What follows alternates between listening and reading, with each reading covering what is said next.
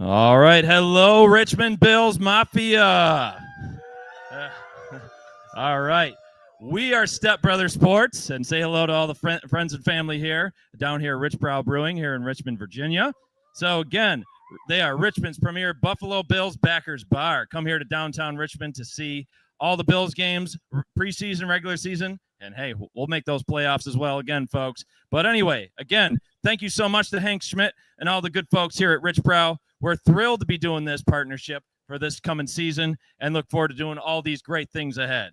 So don't forget, tomorrow, August 23rd, RichBrau will be doing a Western New York themed day with a Buffalo-style food, drinks, Bill swag giveaway, public viewing of tomorrow's preseason game against Tampa Bay. So make sure to check it out and help bring in the new Bill season. So as always, you can listen to us anywhere where you find your podcast. And tune into us live on Twitter, Facebook, YouTube. Don't forget to like, subscribe, rate, review, all the other great engagement functions for the show.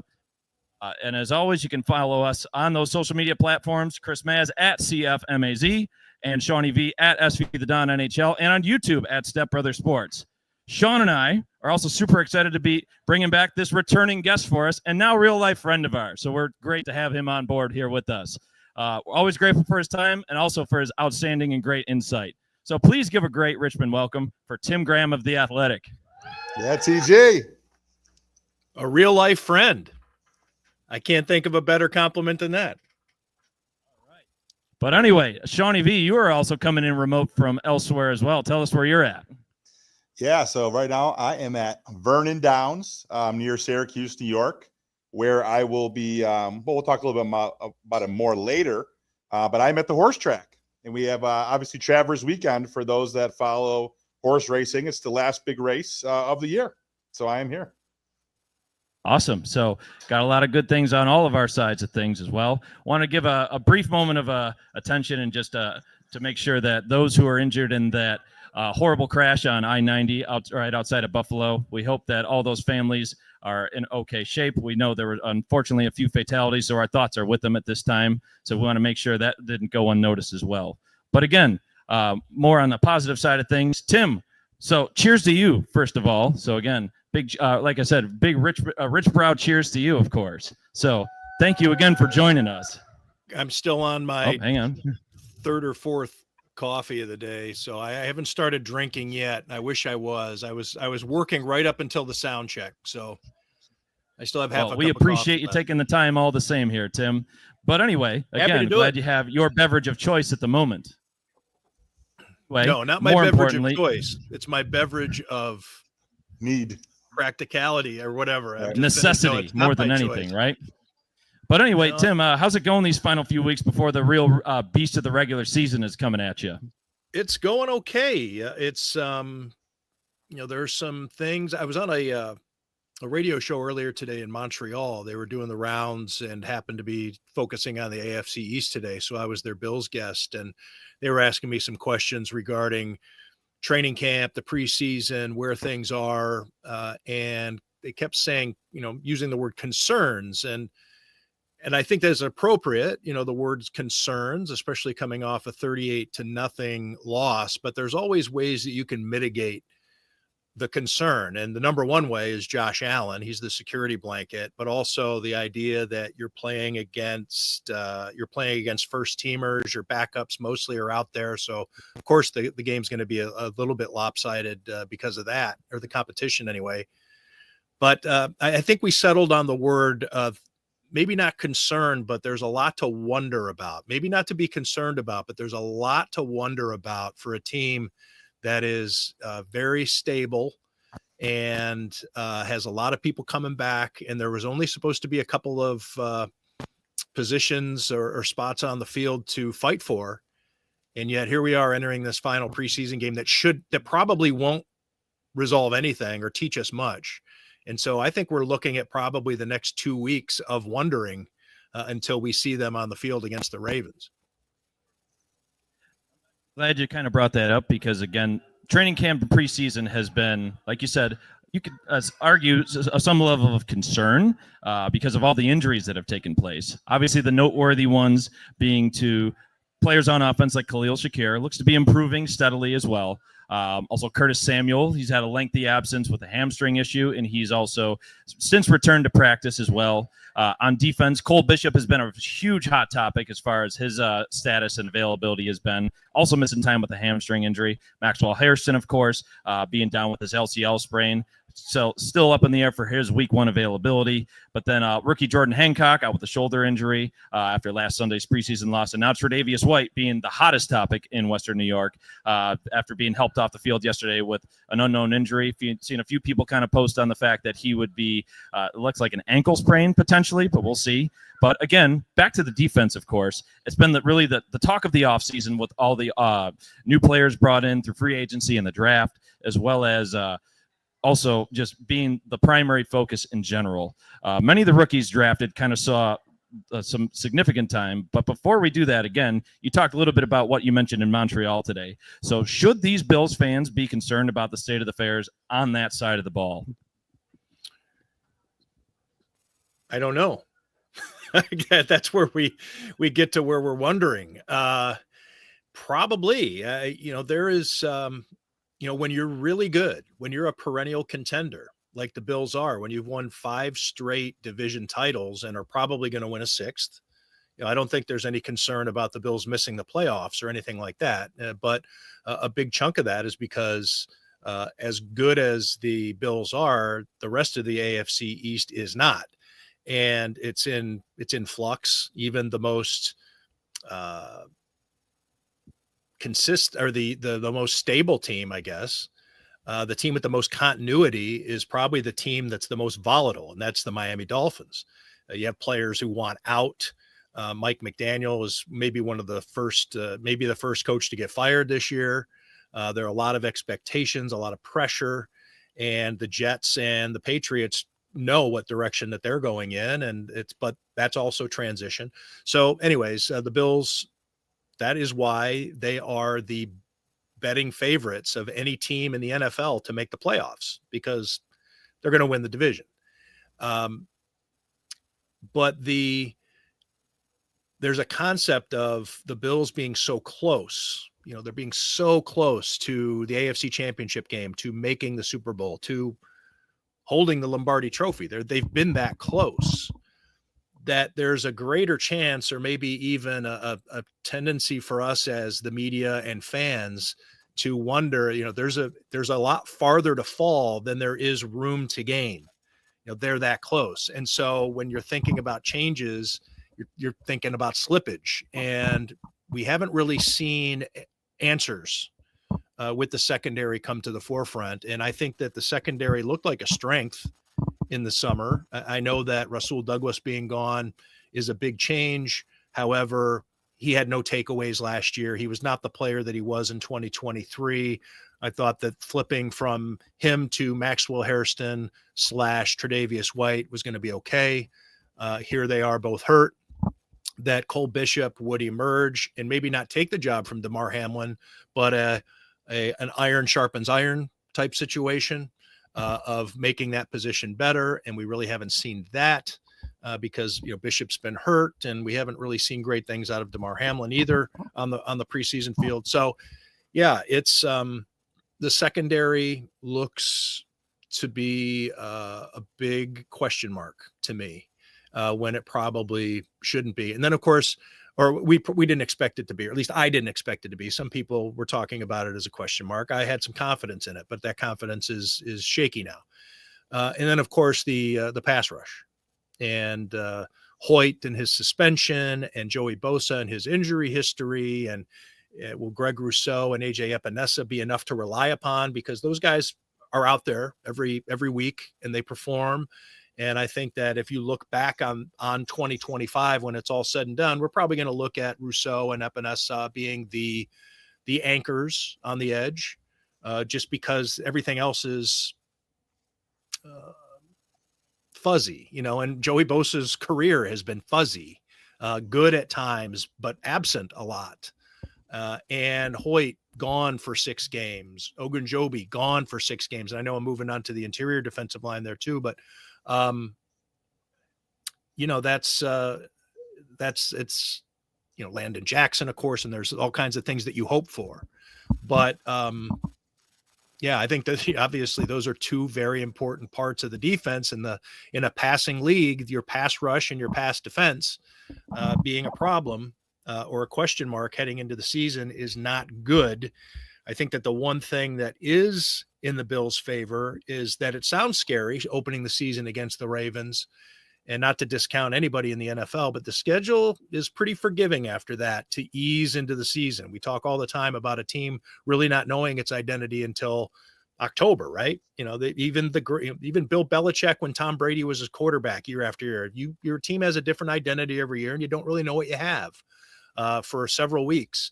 And so they go from Baltimore to Jets, and then they're home for 3 straight games against the Dolphins, the Saints, and the Patriots, and then at Atlanta, and then a bye, and then at Carolina. I mean, that's, again, it's the NFL, and those guys get paid too.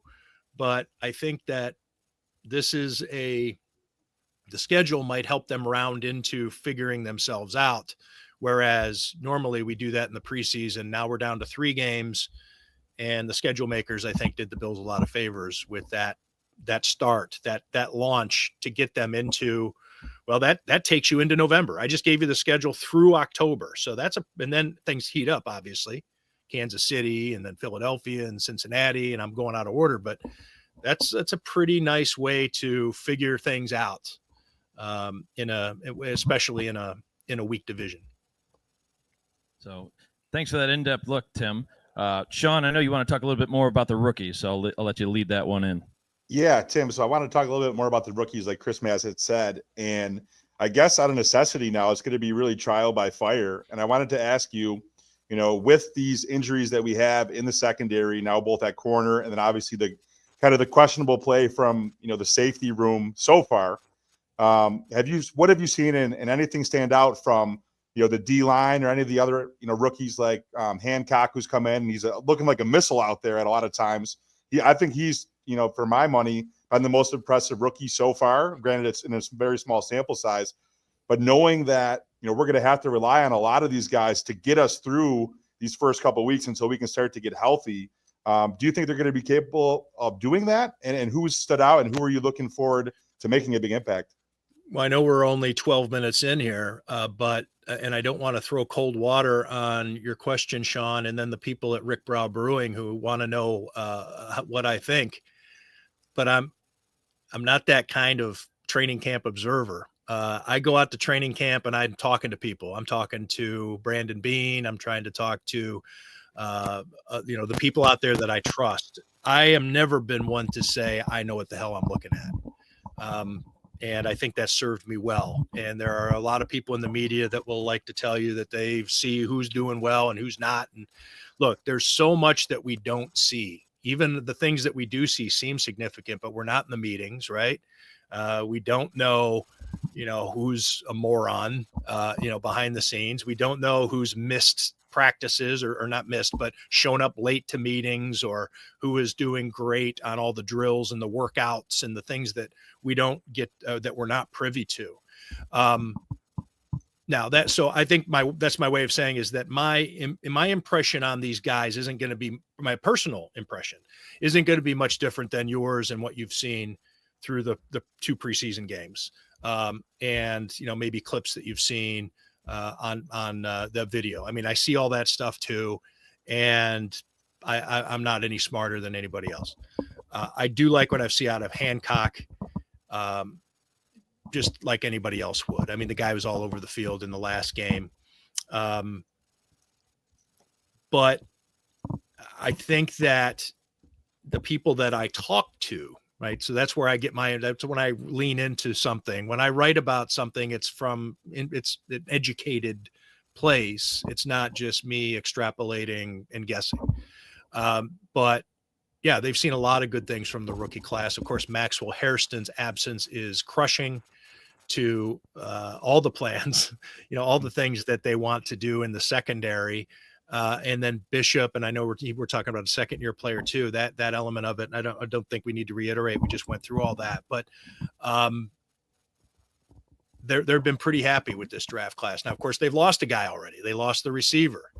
Prather is already gone. Now, people are like, oh, geez, you cut a draft pick already. But, again, we don't know what's going on behind the scenes, and I don't want to despair. I don't want to say that, maybe Prather, who knows. But there's a reason that they moved on from him already. I guess aside, though, Jackson, there isn't going to be a lot of, you used the phrase trial by fire. I don't think there are going to be any rookies that are going to be put in awkward situations. They seem to be, there's a veteran component right there next to them. They're going to earn their way, with the exception of Hairston. Had he not been injured, I think that was an honest competition. Hairston's youth and raw athletic ability and speed versus Tre'Davious White's leadership / veteran guile, and whoever they felt more comfortable with was going to win, and that was going to be okay. So that's out the window. So yeah, does Hancock end up in that situation if White, and we're doing a lot of ifs here, but if White and Hairston aren't ready to go, who do they rely on? Sean McDermott is not one to go with rookies unless they've really kind of blown them away. Going back to Tre'Davious White, obviously Osiris Torrance, and there's been some dudes, but I think that the Bills may, they're going to find ways to go with guys they can trust and be consistent on a play-to-play basis and know what they're going to get, rather than rely on the chance of great player or a guy who can play great on some plays but then drops off. That's how Kaiir Elam could never get on the field. Sean McDermott would rather know that there's a guy who plays on a play-to-play basis, but maybe isn't as good as the guy because he can game plan. You can game plan a weakness if it's consistent weakness. It's hard to game plan a guy who's up and down from play to play. So I know that that's a lot of word salad there, Sean. Right. But I don't think that the rookies are going to really be they are going to step up if they flash, and if they do well, they're going to earn that time. I don't think that they're going to be a crutch in any way to where that then becomes the weak link, because they're forced out there, and oh my God, what do we do now? Yeah, to your point, really quick. Also, maybe they can give them some kind of cherry picked reps, like the D linemen go rush on third downs, and then exactly come off the field. Yeah, it's what they did with Epinesa and Rousseau. Yeah. But thanks for going again down that rabbit hole, Tim. Now a little bit more behind the scenes. I tend to do that. Yeah, a little bit more behind the scenes now, literally, actually. You've even talked to Sean McDermott and Brandon Beane about how the Bills themselves have been, let's just say, a quote-unquote boring team on Hard Knocks. You've asked them a couple times about that now. I've specifically used the word dull over many times. Dull, yes, that's the exact word, yes. Yes, but how do you think the Bills are viewed now since being on the show, and why would being, in this case, dull, not necessarily be a bad thing for them? Yeah, when I wrote that story, it was very early in training camp, and you're looking for storylines, and yeah, there are personalities, there are features that you can write, but there's no tension on this team, with the exception of James Cook, and especially at the beginning of training camp, even that wasn't tension. He was out there and he was practicing. And there was that week when he didn't practice, and that was about as close to tension as we got. And even then, it was considered something that was going to resolve itself, and it did. There's no Stephon Diggs passive-aggressive tweets, microaggressions. There's no black cloud. There's no guy or two on the team that you're just waiting. And I use this in the story. There's nobody that you're going to worry about driving their Ferrari into the Mongolian buffet in Orchard Park, like Marcel Darius did while drag racing years ago. They just don't have those guys. And so I on the same day, within the span of about half hour, that I was out at St. John Fisher, and I said, I want to ask your visceral reaction, or I want to see what your visceral reaction is to this statement. And Sean's like, okay, sometimes I can come out of left field with something. And so he's looking at me quizzically. And I said, the Buffalo Bills are a dull team. And he just stood there and he didn't say anything. And he just went, he just had this Eyes lit smile. up. He was like, yep, that's right. And then, a few minutes later, Brandon Beans comes walking by with his wife, and I ask him the same question. And he just goes and just kept on walking. That's what they want. They want dull in that regard. Yes, there's a Deion Dawkins who is within the confines or the construct of the team ethos. He's allowed to be colorful, but harmless, always harmless. I mean, Deion Dawkins, occasionally he might flirt or he'll insult the Dolphins or the Jets or something like that. And even then he probably regrets it afterwards or Sean might say something and they're like, yeah, I'm sorry. But everybody, they've eliminated so much distraction. And of course, a lot of that comes from the quarterback, who's the most powerful guy in the organization, not named Pagula, who never really says anything controversial either. Everything's about the team. Even James Cook didn't want to upset his teammates by holding out. He said that he was there because he wanted to be loyal to his guys and wanted to be a good teammate. So even the most upset of them are still pretty happy and with the Bills culture. And that it really, it's dull. And I think that Hard Knocks has been interesting. And I get, now, let me ask you guys, what would have been your thoughts on watching Hard Knocks as Bills fans who kind of know the stories already, but as you're watching these episodes, how have you taken them? I'll kind of start it off. I mean, originally, like when we were talking about this and kind of hyping it up before it actually started, I was thinking the same thing. I thought they were going to be a boring team because of the already established culture. I mean, they've already been through a few, just like you said, the mishaps of Stephon Diggs now that he's gone. I mean, just even previous players of the past, like you said, Marcel Darius. I mean, anybody that could potentially be seen as a locker room challenge of sorts by any means, it's eliminated. And it's already been shown, the team loves each other. They're hanging out all the time on a regular basis.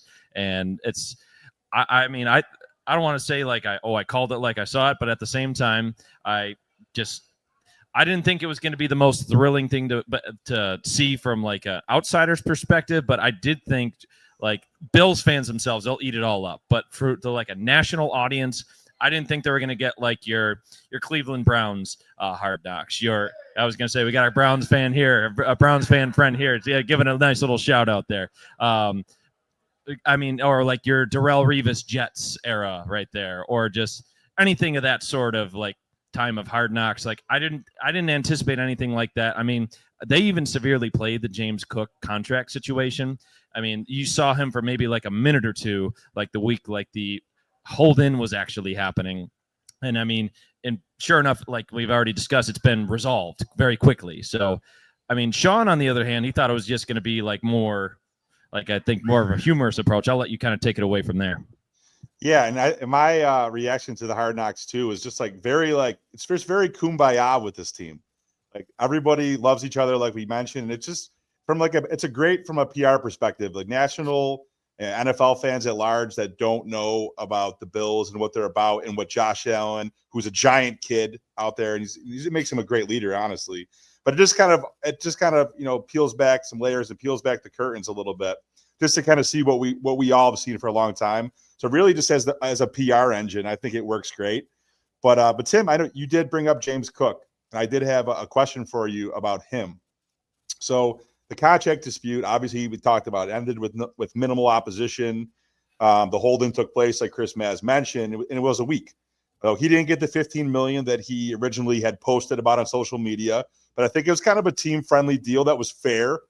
Puts him in the top 10 in terms of salary running backs in the league. He seems pretty pleased with a guy who doesn't talk a lot, with a giant smile, a grin from ear to ear after the deal is getting done. And I know, Tim, you were there at his opening presser the day he signed the deal. So how significant is it for Cook to sign this deal, to have him in place in time for the regular season? Obviously he's a big part of what they do on offense. I think he's our second most talented player on that side of the ball. So how do you see him, with the deal getting done and the vital piece that he is to the offense? How do you see it going for him? And what were your thoughts about the deal? Chris was talking about the it was just a couple of minutes. And he was right. It was exactly 3 minutes. He wasn't on Hard Knocks at all, other than maybe they flashed a shot of him running with the ball, but it wasn't mentioned at all, his contract situation. Episode 2, he was on for 3 minutes. And then it was done. And then he was on the most recent one. I think it was 5 minutes, in which they talked to him about getting it over with. So the tension is gone out of these shows. I mean, there's no drama. And so, yeah, I think it's good. And I'll obviously get to the answer here in a second, but that's where I've found the Hard Knocks to be pretty boring, because it's great to see your team in the spotlight. That is awesome. They're getting the NFL Films treatment, right? You're seeing the super slow-mo. The music is behind it. Liv Schreiber is voiceovering. You're getting the really cool treatment, and you can sit back as a fan, especially if you dealt with the drought and, the Terrell Owens season of, isn't it nice just to be relevant for something, right? No keys to the city being given out. Right. You don't need to do that anymore. You don't need to manipulate your relevancy. And so you can sit back and watch it, and it's cool to watch as a fan, but we're really not learning much. Yes, we learned that AJ Epinesa was catching snakes with his bare hands, and we got to learn how Sean McDermott applies his sunscreen, which is really fascinating. But we're not. I would love to have seen a discussion of Brandon Beane with Terry Pagula or with Sean McDermott about James Cook. I would love. We would see that in years past on Hard Knocks. We didn't get to see any of that. What you did see was Terry Pagula not knowing who Buffalo Joe was, so there was that. Well, he knew. Well, and I don't want to quibble with it, Chris, but I think it's funnier. He knows who Buffalo Joe is. He doesn't know who Joe Andreessen is. It's right. Like he's got that in his head of Buffalo Joe. Who's number 44? And I'm surprised that the Bills allowed that to stay in there, because it didn't make Terry look too swift. Did he change positions? No, Terry, he didn't. But anyway, so James Cook. So you're looking at this contract, and a lot of people breaking it down. I obviously wrote my story about breaking it down, and I think it's tricky to look at the value of it. Did the Bills overpay by $1 million and $1.5 million? Maybe, but there is a value. There is a worth to Josh Allen's happiness. There is a worth to the offense knowing exactly what it's going to be doing Sunday night in week 1. There is a worth. There's all kinds of extra value than just what this guy does, whether, or getting into the argument of whether or not he can block a linebacker on third down, and why he can only play 50% of the snaps as opposed to being a 3-down back in the NFL like the other guys who make the big money. We can get into that, but he's clearly the second most important offensive player on this team.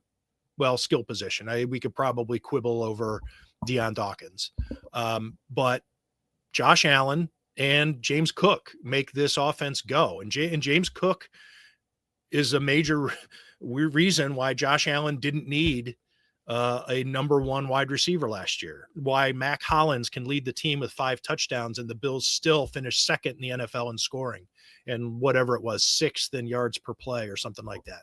So yeah, James Cook, the sum is greater than the parts aspect to James Cook's presence on the field. And now we can, get into the contract and the he attempted only 10 pass blocks all last year. I did a story in which I brought, people were like stunned, like, what? Like, yeah, I mean, Ty Johnson does that. Ray Davis even did it more often on a lot fewer snaps. So we can get into that, but he's significant. He's critical. And if you're not going to go out and draft the number 1 receiver or acquire him, and you're banking on continuity at offense, then you need to have continuity on offense. And I think it just really goes to show you, like, not only does he have that extra gear, but I mean, like, the fact that, like, they do have a long-term running back signed for big money for the first time, like, since, like, LaShawn McCoy. I think that goes to show you, like, even Brandon Beane will be willing to pay all of his guys now, because I mean, you could argue in the past that Devin Singletary just didn't have that extra gear, was lacking in the pass catching prowess. Zach Moss, kind of the similar aspect. He was also having difficulties just staying healthy. I mean, you saw the same thing when they traded for Nyheim Hines. Obviously, he was a little bit more, it gave up a little bit more premium assets for him with draft picks and Zach Moss himself too. But like the fact that they're being willing to pay James Cook, I think goes to show you like he matters to them both in the locker room and on the field. 16 touchdowns is a lot of touchdowns. It is. Yeah, just a little bit. Yeah. Now, but for those tuning in just now, nice to see we're at just over 500 live viewers, not to mention all the folks that we have here at RichBrau. So thanks y'all for tuning in. But just to continue this kind of both people at RichBrau. Say it again.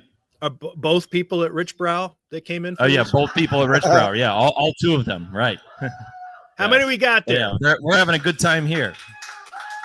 All right, we pan the camera. Pan the camera. I was gonna say, let's turn it one more time. You can do it. They're like, no. Yeah, I see two people. 7 of them. Got some football fans there. Dig it. There's a few more than two. But yeah, a lot of people are taking a drink break. A lot more people are down at the bar, just getting ready to just listen to us ramble more so than anything. But still, with the final preseason game being tomorrow. Yeah, with the final preseason game being tomorrow, that game's kind of often viewed as like a last-ditch effort for any of the players, like still fighting for a roster spot, or just even if almost being like a death knell if they're out there in the final minutes of the fourth quarter. Now, with it kind of being where we're at in the preseason, are there any position battles in your eyes, Tim, still in contention, or do you believe most positions are kind of locked up at this point? That's a great question, and I don't know the answer to that. Backup quarterback. I think Mitch has got that one.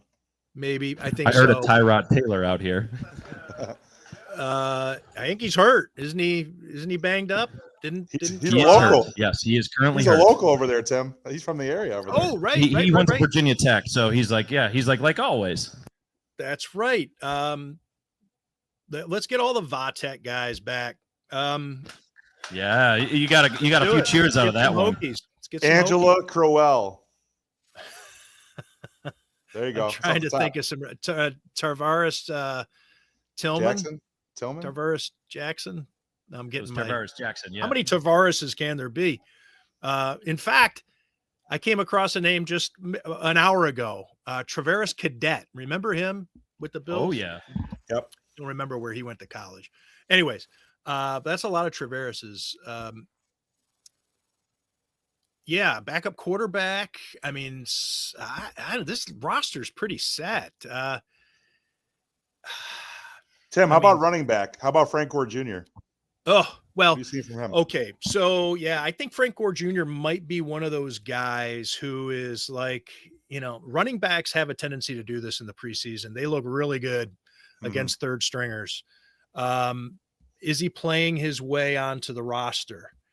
I don't know how much special teams Frank Gore Jr. plays. So you're looking at James Cook, Ray Davis, and Ty Johnson for sure are making the team. They love Reggie Gilliam on special teams and whatever he can do, there on the offense in different packages. I mean, does Reggie Gilliam not make the team? They're down some special teamers. They've lost core 4 special teamers. I think if somebody in Frank Gore's situation as a deep backup running back is going to have to be a special teams player. And he doesn't do that. So we may be looking at practice squad for Frank Gore Jr. again. But he's fun to watch. He also had the key fumble. I mean, that was the thing that there were the 2 players who stood out to me against the Bears, and they both ended on clunkers. And that's Hancock, who we were talking about before, left with the shoulder injury. And then Frank Gore Jr. looked fantastic and then fumbled.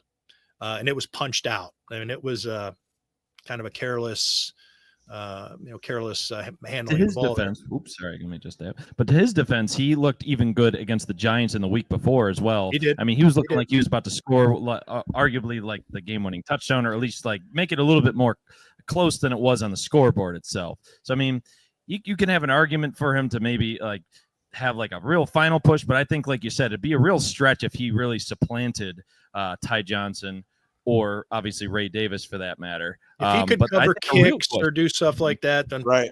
then he makes the team probably. Right. And I'm also I mean, just worried about. I think he could get poached. I think he's shown enough that he might get poached by somebody. Yeah, especially like for the second year now, being just like consistently pretty good. I mean, he's been in the Bills system for a while now, but I think a bigger question now is the wide receivers. I know that are kind of just fighting for like their last gasps on there. Tyrell Shavers has been like a fan favorite. I mean, you could argue he's like this era's Brandon Riley of sorts. But I mean, yeah, another little throwback name for you there. But I mean, who never played it down in the NFL. Yeah, exactly. But again, everybody loved him for whatever reason. He was the next big thing. But still, Tyrell Shavers being a big hot topic. I mean, he's still played downs in the NFL, scored an actual touchdown last season. It's the same reason everybody loved Andy Isabella and Austin Proehl. Yeah, I mean, for all we know, it very well could be. I mean, just the There's hype. A reason. There's a common thread there. Oh yeah. Got a few laughs out of that one. But still.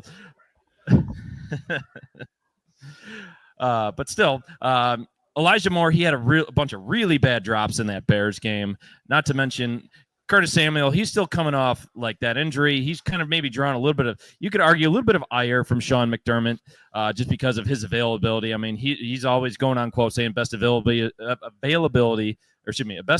is availability. And obviously they've had tons of injuries since then. I mean, and he's also shown that he's had just difficulties just this year and last year just trying to stay on the field. Obviously, turf toe is nothing easy to come back from for anything for that matter. And then the hamstring, soft tissue injuries are always going to be very tricky to manage. But still, like, there's always been a lot of chatter, like, do the Bills trade him just to kind of get him off the salary cap? Or does somebody like Tyrell Shavers actually crack the roster? And hell, they had Gabe Davis in for a workout visit yesterday. Does he make a return? That's a great question. Real quick on Gabe Davis. I think that whatever the Bills decide to do there is going to be, I would be confident as a Bills fan that it's the right move. Because they have such knowledge of Gabe Davis. They bring him in, and if it's a true workout where they put him through drills and have him run routes, they're going to know what they're looking at. They're going to know if he's any better or any worse than he used to be. They're going to know what they want to invest in him. And I know that there's the contract situation where he's getting paid by the Jags and however that works out, but he's still, going to be looking for, a contract. The NFL Players Association is going to, and his agent, they're going to make sure that there still has to be, something of substance there. So Gabe Davis, I think whatever they decide to do there probably is right. The one guy who doesn't get brought up a lot is Laviska Shenault. Now, he is obviously the return guy. They have a lot of plans for him. He's never returned a punt in his NFL career. And yet he's been out there for that, so they're trying to put him in different situations. And he was a pure return guy for Seattle and for the Chargers the last couple of years. But he was a receiver in the NFL. He was a 600-yard receiver 2 seasons in a row for Jacksonville in 2020 and 2021. And so he can play that position.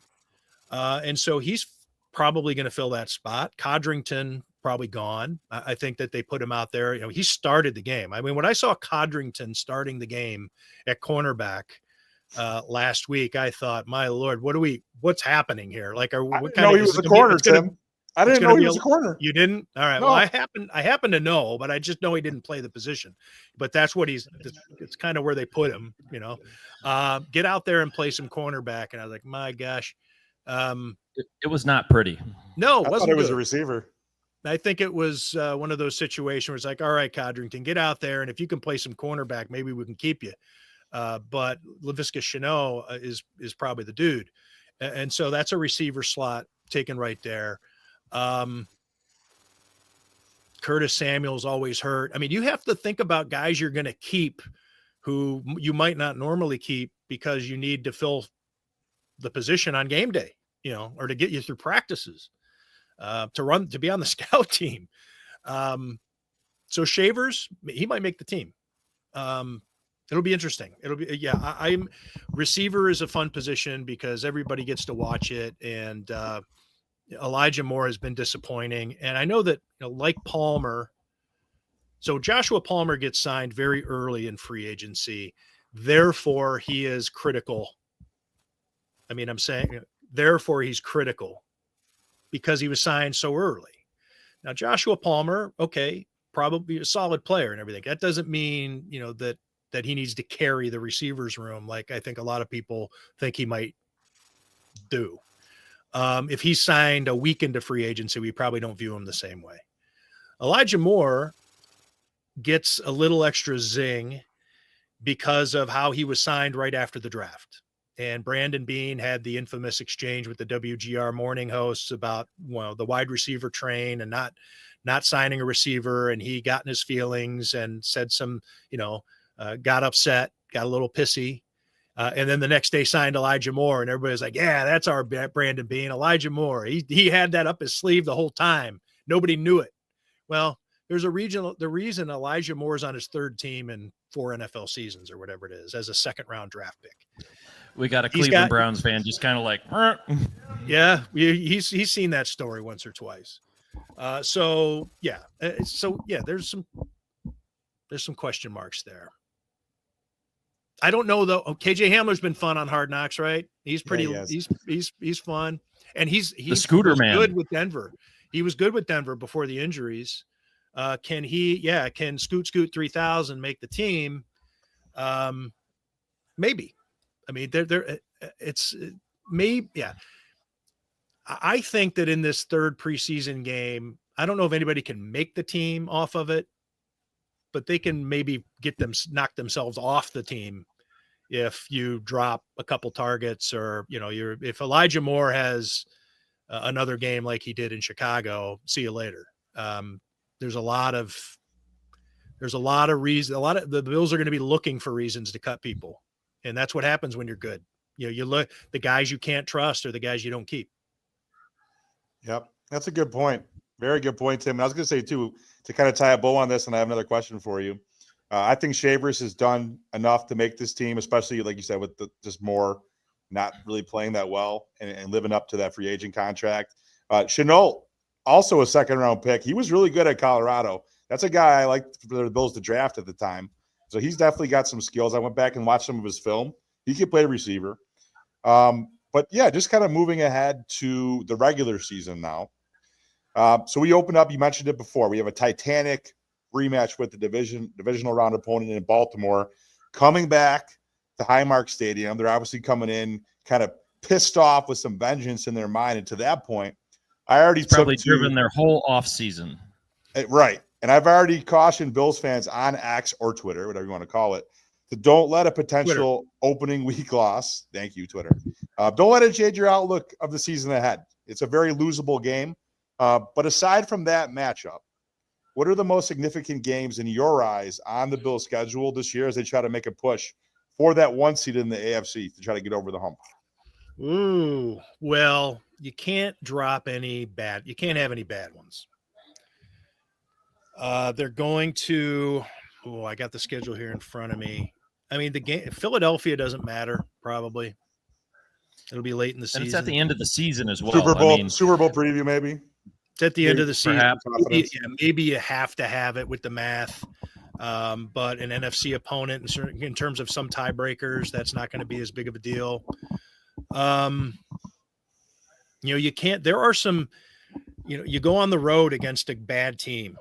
You hate to keep using this example all the time, but it's just so classic is the game in Jacksonville, with Urban Meyer's own, was his only win or whatever the hell it was, when the thought he won the Super Bowl after that. Sure. Damn near did. That's about as good as as life was for him in the NFL, other than whatever bar he was at during the bye week.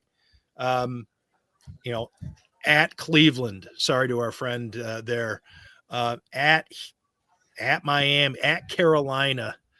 I mean, but I think that the games, that's a great question. I think it might come down to the games not losing the games you're supposed to win. Because there are so many winnable games on here that if they just take care of their business, they're just going to pile up so many wins. They are Austin Mock, who does some of our analytics at The Athletic, has them at 11.3 wins or something like that. And I think the over-under is what, 10.5, or is it 10? I believe so, yeah. 10.5. That's what most sports books have them at, yeah. I did an analysis, so we had to do an analysis off of Austin Mock's pick, and I said that 11.3 felt low to me. You know, they've averaged 12 wins a year during this 5-year division winning streak, and that included a season when they only played 16 because the Cincinnati game was canceled. They were probably going to lose that game. Well, that's a great question. And they got an easier schedule too, for the most part, compared to past seasons, I think, too. At the Jets, yeah. If you start off 0-2, the Bills don't lose. The Bills lose 2 games in a row exactly once a year for whatever. It's a great stat. They've never lost 3 in a row. There's a bet out there. I don't know which sports book was doing it. I tweeted it out a couple of weeks ago, and it was streaks and skids. You know, the over/under on the top streak and skid, and the Bills over/under for longest losing streak is 1.5. Wow. So they're telling you, they're basically betting on the Bills not losing 2 games. Sorry, I have a dog that's flipping out in the background. So Daisy, somebody Honestly, just don't came hear home. It. So you're all good. Oh, you like dogs on this pod. I just blew her in then without. I shamed her in an interstate podcast. I just shamed my dog, and I'm sure she's humiliated. But yeah, 1.5 is the over/under for your longest skid is ridiculous. So they're basically daring you to bet that the Bills will lose 2 games in a row. And I don't know. I mean, these are just different ways of saying that they're supposed to win a lot of games. And I mean, they're always good for it's probably going to come down. If they don't get the number 1 seed, we'll probably look back on the game they blew instead of, oh, they really pulled that one out to get it done.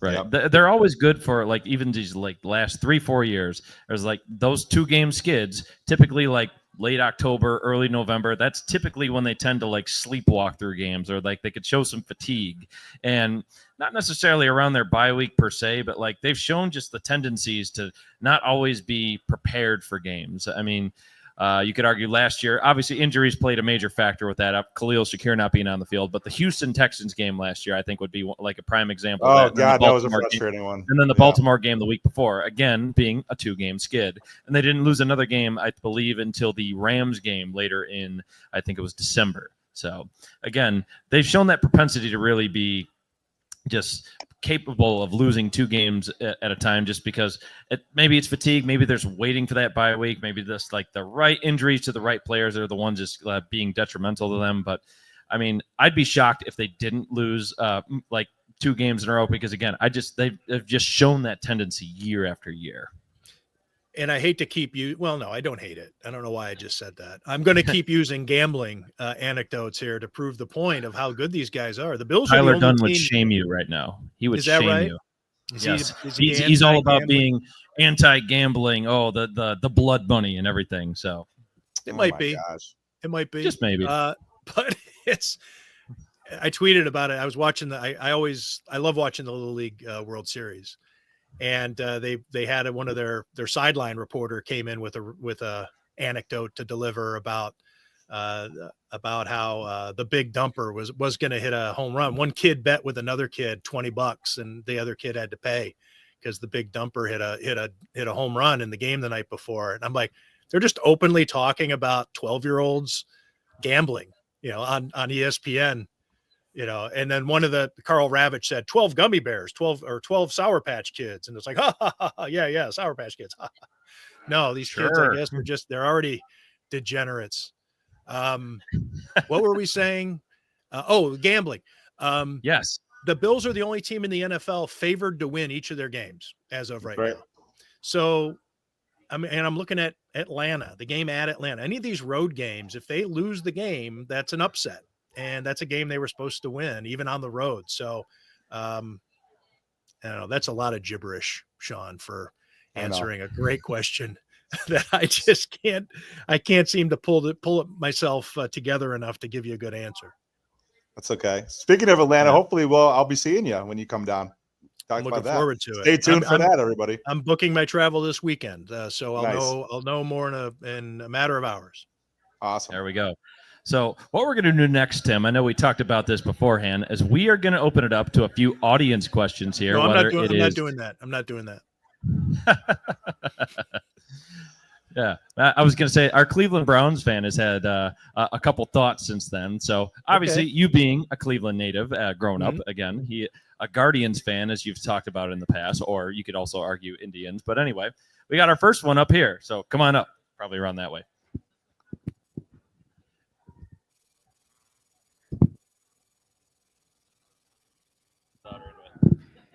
Hey, so I'm the resident Cleveland fan, the resident cursed individual, but I understand you have some, you can commiserate with that being from Cleveland yourself. But so go Tribe. I had two questions, one related to the Bills, tangentially related to the Browns, and then one question that's 100% related to the Browns. The first one is, I can attest that Cleveland fans are somewhat frustrated with Kevin Stefanski. I was curious. Two-time NFL Coach of the Year, Kevin Stefanski. Absolutely. Well, that leads me to my next one. I don't know. He's won the Coach of the Year more often than Vince Lombardi. That's a fact. That's true. All right. So all the teams will be competing for the Stefanski Trophy at the end of the year then. Well, first of all, I want to thank RichBrau for hosting us. And thanks for Chris. Thank you, RichBrau. Thanks, Chris, for inviting me. And thanks, Tim, for showing up. I'm a big fan of your colleagues, Zach Jackson and Jason Lloyd over at The Athletic. I read them all the time. But so it's my question related to the Bills. As I said, Cleveland fans are a little frustrated regarding Kevin Stefanski. I'm curious as to what the temperature is in Buffalo vis-a-vis Sean McDermott. Is this Super Bowl or bust? And then my second question is, do you have any read at all that is the absolute quagmire that is the Browns quarterback situation? I'll answer that one because I can answer it faster. No, I do not. I thought fascinating. If Pro Football Talk had an item about Eric Dickerson. Did you guys see that? Eric Dickerson is saying that the NFL told the teams not to draft Shadur Sanders, and then all of a sudden in the 5th round told the Browns to draft him. But their original intention was they were going to have nobody draft him to teach him a lesson. It has to be total bullshit. Come on. I don't believe it. Especially be like, we don't want this guy. Nobody draft this guy. And then all of a sudden the Browns in the 5th, come on. The 7th would have been poetic, but no, I don't know. I do find it fascinating. It's my most fascinating story of the preseason. I tuned into that Browns-Panthers game specifically to watch Shadur Sanders. It's great television. That doesn't do you any good as a Browns fan to be good television. You want to win in games. You want to get to the playoffs. You want to have a chance to win the Super Bowl.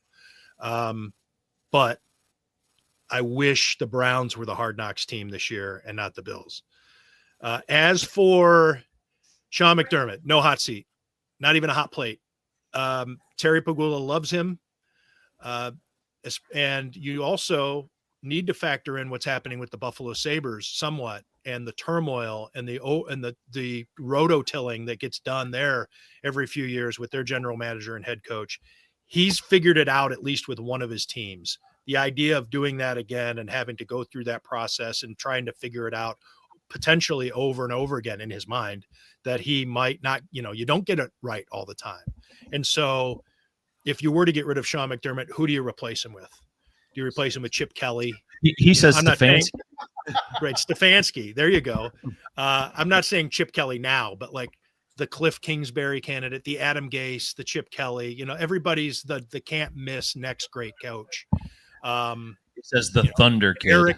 Remember when Eric Bieniemy was getting hosed for all his head coaching jobs? Yep. Now he's coaching a position with a team. I saw the rundown on a preseason game, and I was like, oh, that's where he is.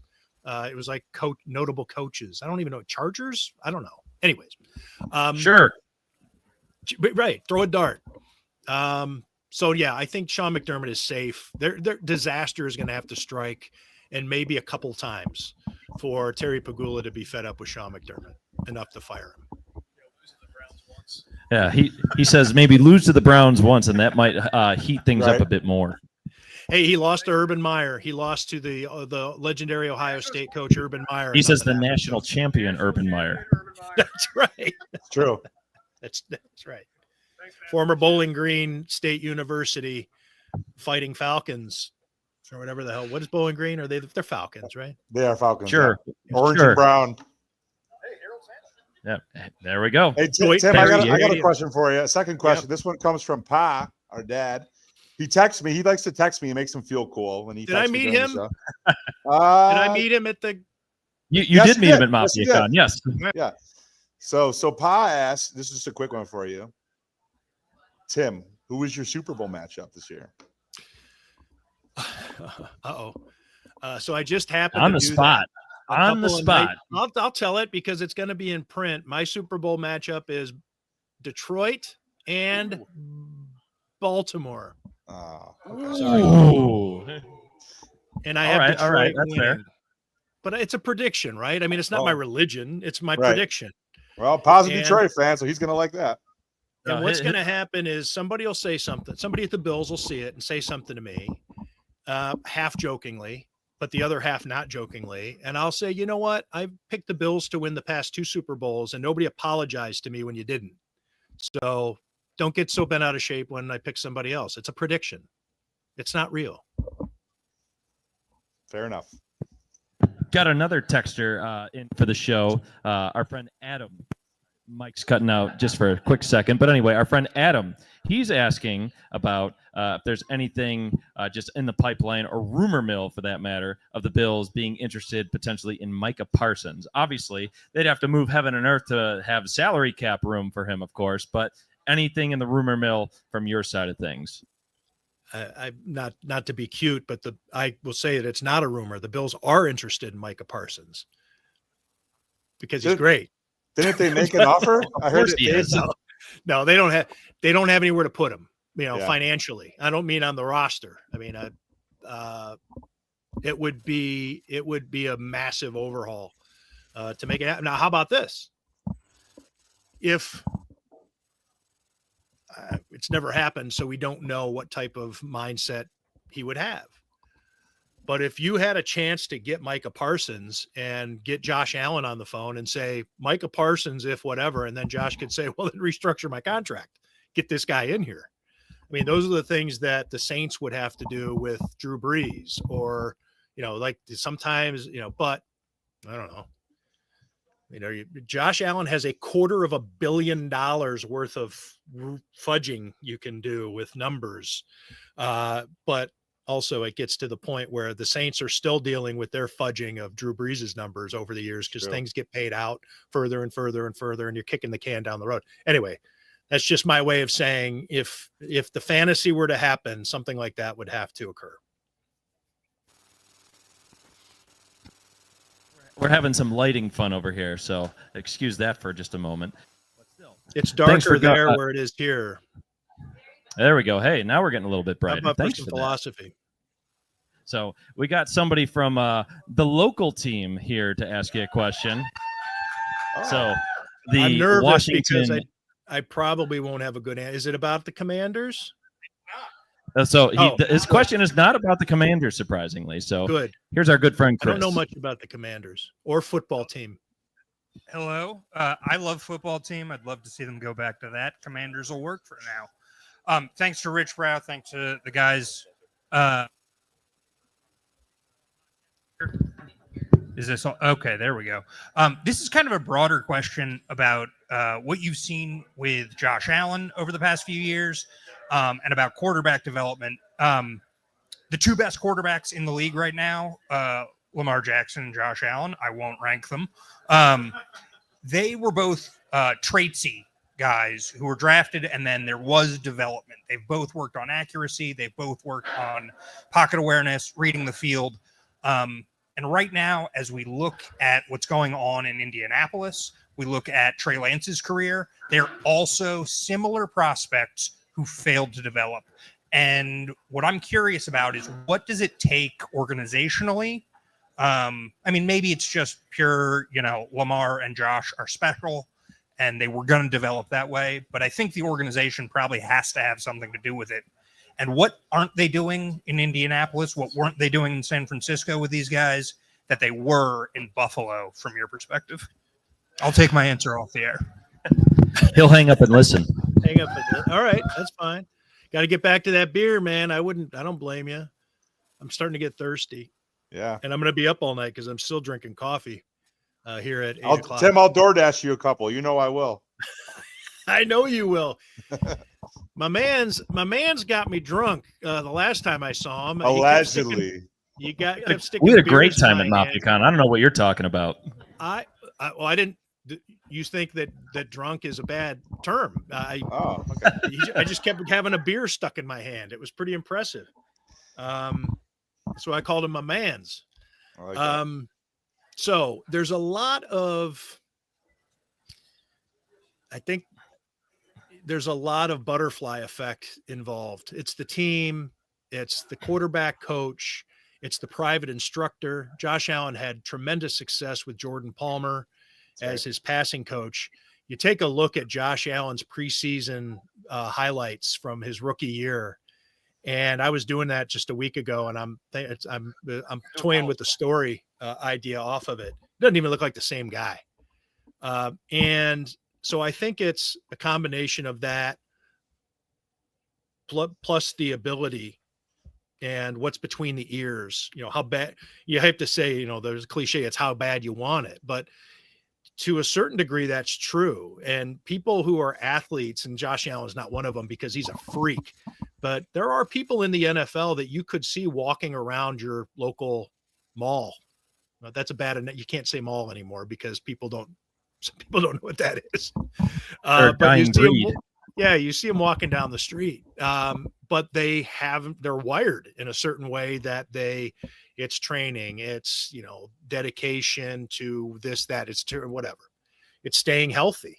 There's some luck involved, but it is interesting. And this is where the question is fascinating to me, is that it used to be accuracy was not fixable, or inaccuracy was not fixable.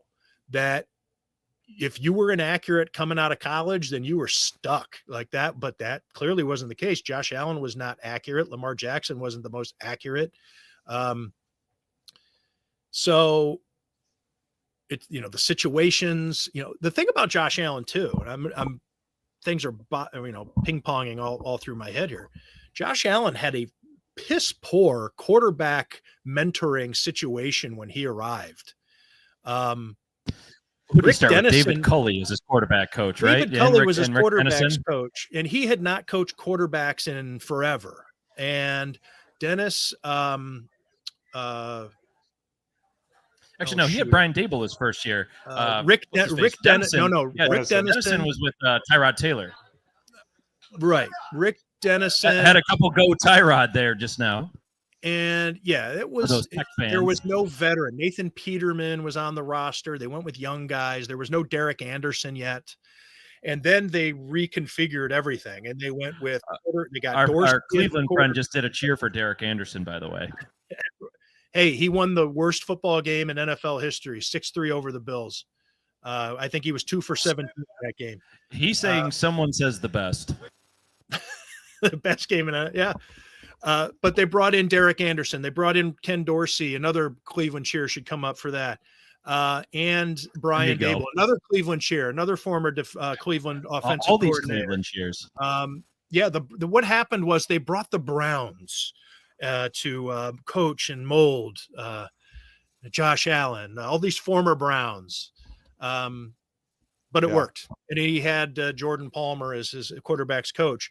But it's almost like they got lucky, because that first year there wasn't much going on with the Bills, and Josh Allen was kind of left alone. Brian Dable also, they had I take it back.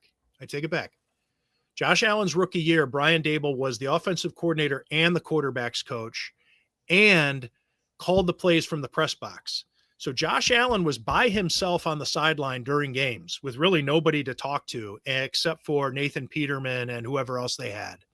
And then they decided, finally, we need to bring in a veteran who can help this kid get through a football game without flipping out, without totally melting down. And that's where Derek Anderson came in and some other guys eventually. Then they later hired Ken Dorsey. Anyways, so it's amazing if you think about it, like to go through all these things that the Bills neglected Josh Allen with, and he still emerged as this totally different quarterback than not totally, but a much more refined quarterback than you would have expected to come out of Wyoming. And a lot of scouts looked at as a terrible draft pick. And he will beat Matt himself. I think Aaron Schatz was the guy who said that. Is that, yeah, there was a handful.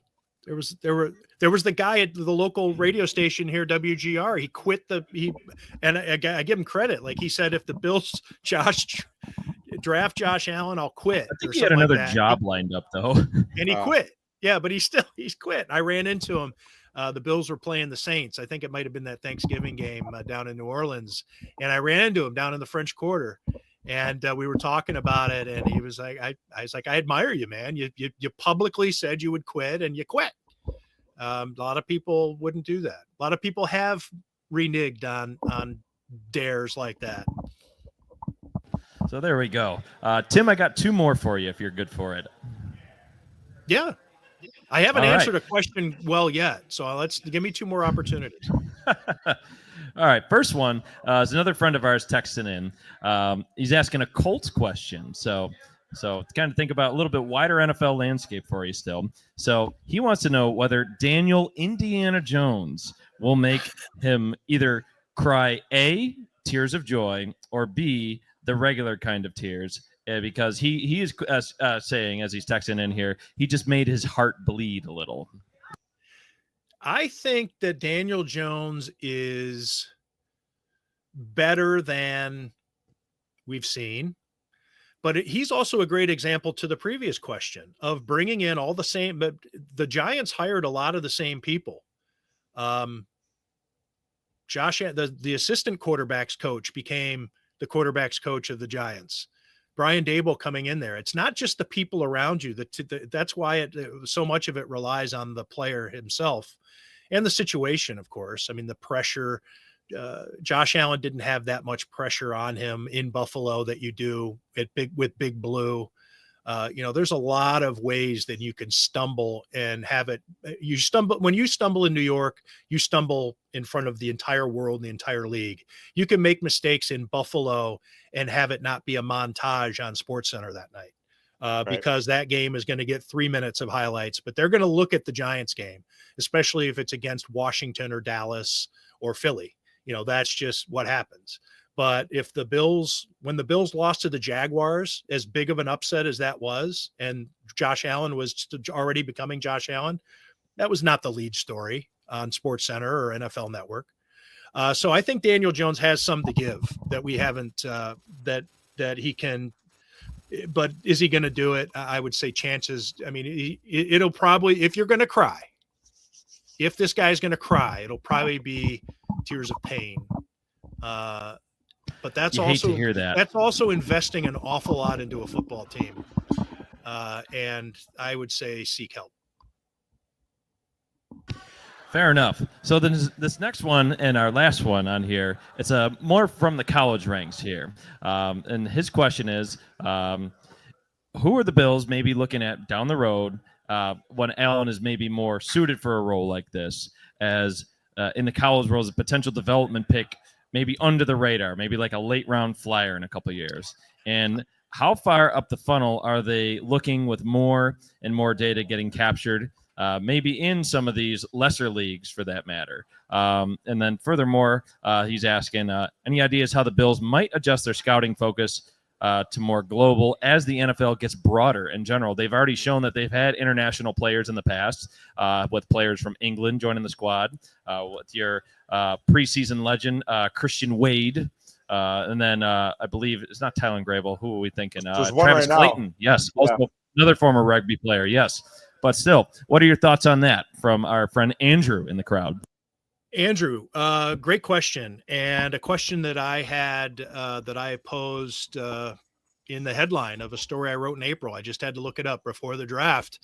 The headline, why the Bills should consider taking a backup quarterback in this year's draft. I'm trying to call the story up here. And I think because I don't know what the problem is. But anyways, I did take a look at it. And I think that really you'll start to see it realistically, as a clearly not as an heir apparent type. There's different ways to look at it.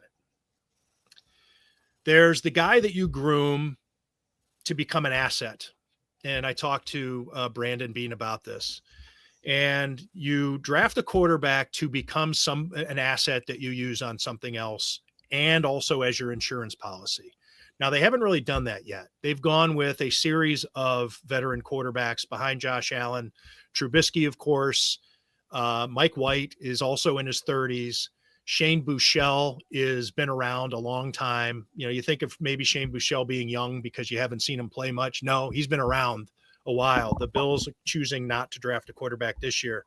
But the concept being develop one as your number 2 who can be good enough to get you through a 4-game stretch if Josh Allen's out, or to get flashy enough to use in the preseason or at times during the year that you could then trade for another draft asset. And then you have the insurance policy. It's kind of like having a free player for a little while. You develop as the insurance policy, turn it into a draft pick that then becomes something else, as opposed to just wasting your time on investing in backup quarterbacks who are just going to stand there and hold the clipboard. Now, the Bills ended up not drafting a quarterback this year because they didn't have one where they thought the value was there late. You're talking 5th round on. The Bills need players, and they need guys who can make the team and can play right away because that's how good they are, or to develop. And if you're not going to get the right player, then there's no sense wasting the pick on it. So at this point in time, need them to be inexpensive. Right. You have to have, yes, exactly true. And that's where another benefit to drafting a quarterback is, Mitch Trubisky or Mike White, they're making a couple of bucks because they're veterans, and even their minimum is high because of their age and their number of years in the league. Yeah, if you can get a guy on Balin Spector's contract, you're probably looking pretty good. They don't have to worry about, Balin Spector getting poor Balin Spector. But so I think that there was value in doing it this year. But probably in terms of heir apparent aspect of it, you're not, Josh Allen's last contract. When when you're signing the guy to his last contract, the contract that won't be fulfilled, the contract that is back end or back front loaded and spread out because he's not going to make it to the end. Well, he's not there yet. He's too young. But a fascinating aspect to that question, I think, is something that I think every team should do. And I've talked to Brandon Bean about this, and he agrees with it, but that doesn't mean he's done it.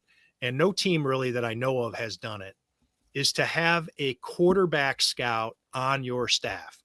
Quarterback or scouting staffs are set up now by region and by a certain level. I'm the guy who looks at the CFL players and the UFL guys. I look at the Northeast. I'm the Southwest guy. I'm the whatever. And they break it up geographically. I think there would be value, much like NHL teams, not until about 20 years ago, believe it or not, having a goalie coach. I recall writing a story when I was the Sabres beat writer on Clint Malarchuk, the former Sabres goaltender, who was the part-time goaltender coach for the Florida Panthers. He was with the team like 2 days a week or when needed for Roberto Luongo, and he was part-time. Now teams have multiple. They have a goaltending coach and an assistant goaltending coach, and then they have a guy who scouts nothing but goaltenders. Even if you have your franchise guy like Josh Allen, there is still value in getting the right guy because you never know, and what the trends are, how guys are, what trades you might need to be able to make to get a guy of whatever. Anyways, so I've been a proponent of teams having guys on their staff who do nothing but scout all the quarterbacks, and maybe you could have a guy on your staff who specializes in edge rushers or interior or whatever, as opposed to the regional guys. That's all you know. You're an expert on knowing everything there is to know about every college quarterback, every available quarterback. And I think that would lend itself to the question that was being asked there about when you can find the right guy to slot in at the right value in your draft, even though you have a franchise quarterback, to bring that guy in and have him be your number 2 eventually. Maybe starts off as your number 3, but within a year or so, he's your number 2. And then you have a cheap insurance policy for the next 4 years. Awesome, Tim. Thank you so much for that and for answering all of our audience questions. But really, give a round of applause for Tim Graham here.